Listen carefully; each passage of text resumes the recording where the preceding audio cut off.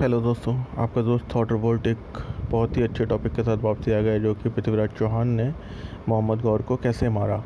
पृथ्वीराज चौहान एक ऐसी पर्सनैलिटी है जैसे किसी के इंट्रोडक्शन की ज़रूरत नहीं है, फिर भी मैं एक छोटा सा इंट्रोडक्शन दे देता हूँ। एक हमारा वो राजा जो 11वीं शताब्दी के आसपास हमारे यहाँ इतिहास में राज किया था, जिसने मोहम्मद गौरी से युद्ध किया था, और उसने करीबन 16 बार उसने मोहम्मद गौरी को हराया। पर 17वीं बार वो मोहम्मद गौरी से हार गया, पर फिर भी हारते हारते उसने उसका वध कर दिया। उसने मोहम्मद गौरी को मार दिया। अब ये कहानी बहुत इंटरेस्टिंग है, मैं आपको इसके बारे में बताता हूँ। इसके बारे में बहुत सारी कहानियाँ, बहुत सारे लोग अलग अलग बातें बताते हैं, पर ये जो कहानी है, जो मोस्ट रेलेवेंट, जो मैंने पुराने लोगों से सुनी है, मैं आपके लिए लेकर आया हूँ। तो सुनिए। मोहम्मद गौरी ने धोखे से पृथ्वीराज चौहान को रात के समय अटैक करके अंदर के लोगों से इंफॉर्मेशन निकाल के, जो कि कहते हैं घर का भेदी लंका ढाए, उसे पकड़ लिया। और रात के टाइम 16 बार पृथ्वीराज चौहान ने उसे जिंदा छोड़ा, उसने एक बार पकड़ा और 17वीं बार धोखे से पकड़ के पृथ्वीराज चौहान को बंदी बना लिया और उसकी आंखें तक फोड़वा दी। जी हाँ, आप देख सकते हैं कि कितने कितने क्रूर होते थे वो लोग, कि जिसने तुझे 16 बार छोड़ा, फिर भी तूने उसकी 17वीं बार एक बार पकड़ दी, आंखें फोड़ दी। फिर भी उसके बाद जब उसे पकड़ लिया गया, अंदर बंदी बना कर रख लिया गया, पृथ्वीराज चौहान ने अपने दोस्त चंद्रबरदाई के साथ, जो कि कवि भी था, जिसकी वजह से आज के टाइम में हमें पृथ्वीराज चौहान की कहानी जानने का मौका मिला। चंद्रबरदाई ने ही, जी हाँ, उसकी किताब लिखी थी जिसका नाम था Prithviraj Raso, means autobiography of Prithviraj Chauhan की आत्मकथा चंद्रबरदाई ने लिखी थी। वो दोनों साथ में बंदी बनाए हुए थे, उन्होंने उन दोनों को साथ में बंदी बना कर रखा हुआ था। उसने मोहम्मद गौरी से तक रिक्वेस्ट पहुंचाई और कहा कि महाराज, हमारे राजा पृथ्वीराज चौहान बहुत अच्छे कलाकारी करते हैं, बहुत अच्छा नाटक भी करते हैं, बहुत अच्छे युद्ध कला भी, अंधे होने के बाद भी बहुत अच्छा आपका एंटरटेनमेंट करेंगे। आप हमें एक बारी ना बाहर निकालिए और आपको दिखाएंगे हम करके।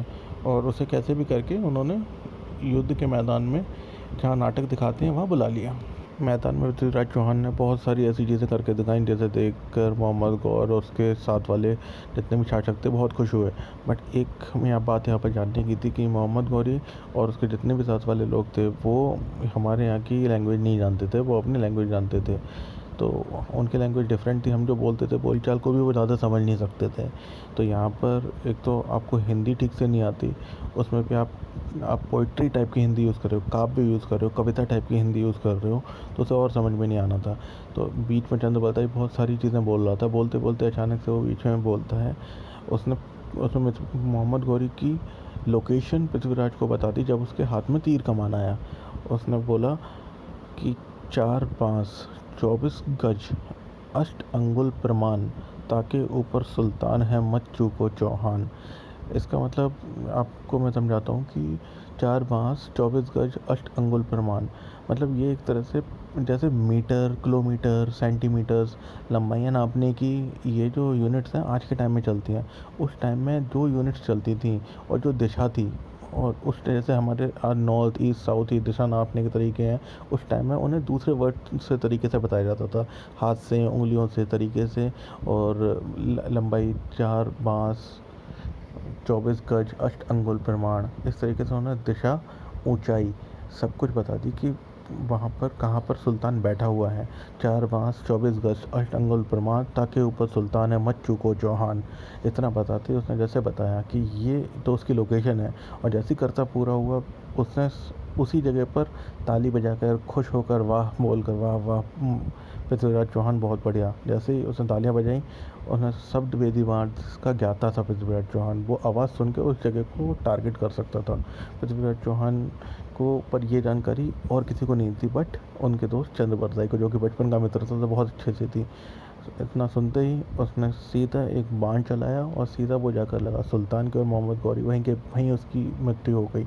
और सबसे बेस्ट पार्ट यह था कि उसके बाद उन्हें पकड़ नहीं पाए वो लोग, चंद्रबरदाई और पृथ्वीराज चौहान ने एक दूसरे को खंजर से मौत के घाट उतार दिया। उन्होंने कहा, हम दोनों एक दूसरे के हाथ से हम वीर गति प्राप्त करेंगे, हम इन लोगों के हाथ से नहीं मरेंगे। तो ये थी हमारे इतिहास की वो जानकारी, जो कहानी जो मैंने सुनी बड़े लोगों से और आप तक पहुंचाई।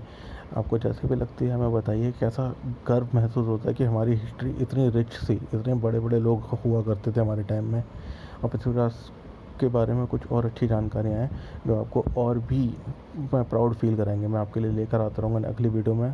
चैनल को लाइक एंड सब्सक्राइब कीजिए। आपका दोस्त थॉट रिवोल्ट। Bye bye.